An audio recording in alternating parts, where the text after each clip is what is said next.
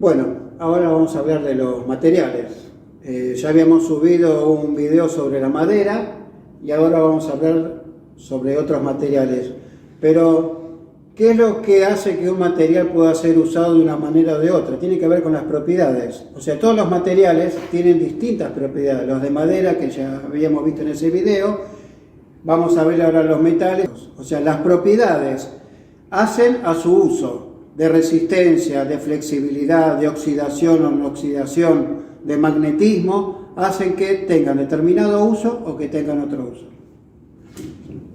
Bueno, uno de los primeros materiales de los metales que vamos a ver es el hierro, que en la construcción se usa con el agregado de carbono, hasta un 2%, 2,1%, y es lo que se denomina el acero.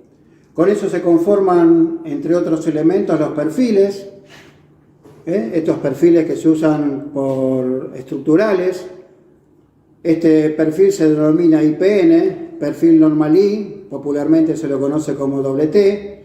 Hay un edificio muy famoso que fue hecho por una empresa Somisa, que está ahí en Diagonal Sur y Belgrano, que es todo un edificio hecho por este tipo de perfiles, obviamente con distintas medidas y distintos largos. Otros de los elementos que también se usa para cuestiones estructurales son las barras de acero. Antiguamente las barras eran lisas, eran más flexibles y menos resistentes. Se llamaban, en la obra le decíamos barras de hierro dulce, y hace ya un tiempo importante las barras son aletadas, sin nervaduras, para que el hormigón agarre mucho más a la barra y tiene mayor resistencia. Estas barras, junto con el hormigón de cemento, es lo que se denomina el hormigón armado. El hormigón armado, en el sistema de estructura independiente hormigón armado, que es uno de los sistemas que ustedes van a ver, son los que se hacen las losas, las vigas, las columnas y las bases.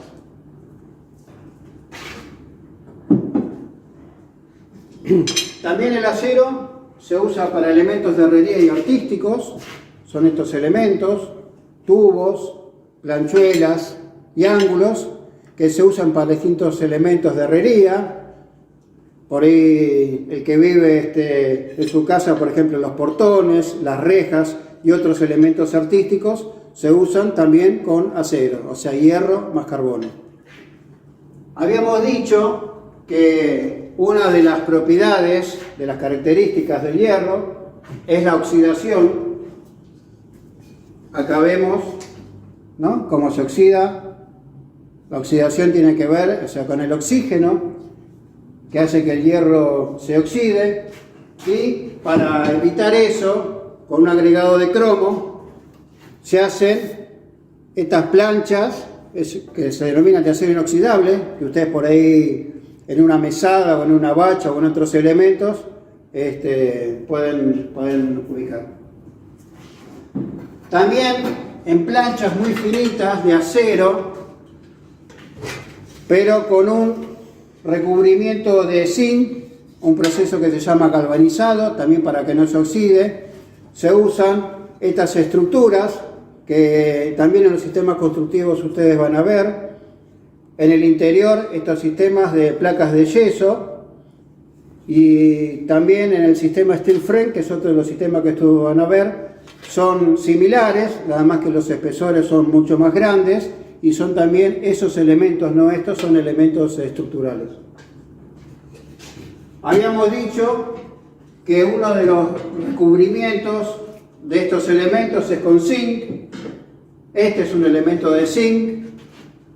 Este es un elemento que se usa en los aire acondicionados, pero también en las ventilaciones de los tanques, de los termotanques y de los calefones. Esas ventilaciones sombreretes son con zinc. Otra de las aleaciones es una combinación entre distintos elementos metálicos de fundición y otros sistemas, junto con el cobre.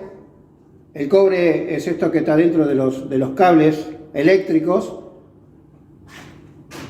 se forman otros elementos que se denominan latón, popularmente conocido como hidrobronce.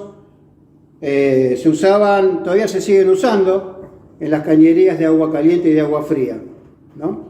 Sería otro de los elementos. Entre el cobre y el estaño, que es uno de los elementos que se usa para soldar. Antiguamente las cañerías de agua fría, incluso las del agua caliente, pero con más espesor, se hacían en plomo.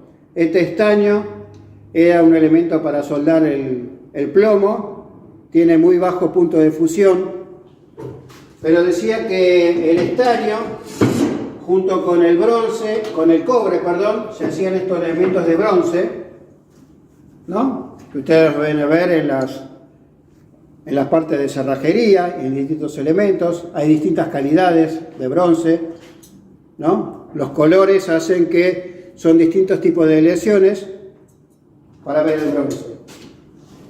Otro de los metales que se usa muchísimo es el aluminio. Al principio el aluminio solamente venía en el color gris, ese natural que ustedes conocen, y ya hace un tiempo ya hacen anodizados y son distintos colores. Las aberturas de los últimos tiempos son mayoritariamente en el aluminio, que son por supuesto inoxidables. Bueno, estos son algunos de los elementos metálicos, la mayoría de lo que se usa en la construcción. Hay muchos más elementos. También gran parte de estos elementos no solamente se usa en la construcción, sino en los elementos en los que se hace la construcción, o sea, en las herramientas, principalmente de hierro y de acero, cucharas, masas, cortafierros y ese tipo de cosas. Bueno, ya volviendo a casa de noche, viniendo de la obra donde pude hacer el video, espero que se haya entendido y reiterarles la importancia que es conocer las propiedades de los metales y del resto de los materiales para darle el uso más adecuado en la construcción. Hasta luego.